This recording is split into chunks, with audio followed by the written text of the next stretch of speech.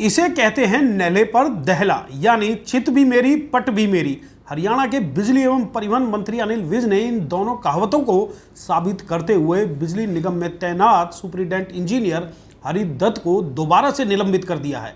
आपको याद होगा कि हाल ही में एक मंत्री का फोन न उठाने वाले बिजली निगम के इस अधिकारी को मंत्री अनिल विज के आदेश पर निलंबित कर दिया गया था, परंतु अगले ही दिन superintendent engineer Hari Dutt high court की शरण में पहुंच गए और वहां से अपने निलंबन पर स्टे ऑर्डर ले लिया।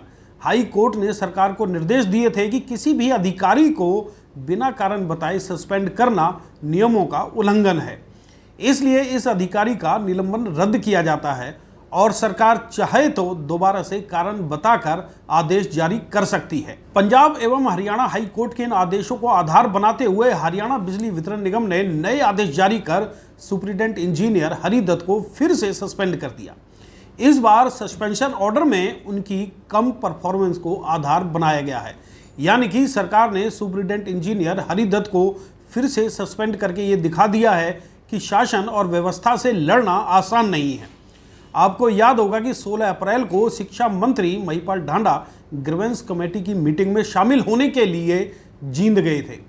किसानों से संबंधित समस्या को लेकर शिक्षा मंत्री ने सुपरिटेंडेंट इंजीनियर हरि दत्त को फोन किया, लेकिन उन्होंने मंत्री का फोन रिसीव नहीं किया और ना ही कॉल बैक की। इससे नाराज शिक्षा मंत्री ने सुपरिटेंडेंट इंजीनियर की शिकायत बिजली मंत्री अनिल विज से की। अपने साथी मंत्री की शिकायत पर तत्काल कार्रवाई करते हुए अनिल विज ने सुपरिटेंडेंट इंजीनियर हरि दत्त को सस्पेंड कर दिया था।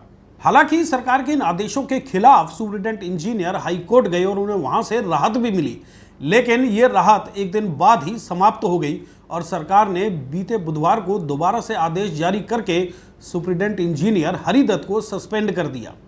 दोस्तों, अब इस पूरी प्रक्रिया को आप किस नजरिए से देखते हैं? क्या सरकार और मंत्री को किसी भी अधिकारी के खिलाफ की जाने वाली कार्रवाई को अपनी प्रतिष्ठा और मान सम्मान से जोड़कर देखना चाहिए या फिर शासन को मर्यादा में रहकर काम करना चाहिए?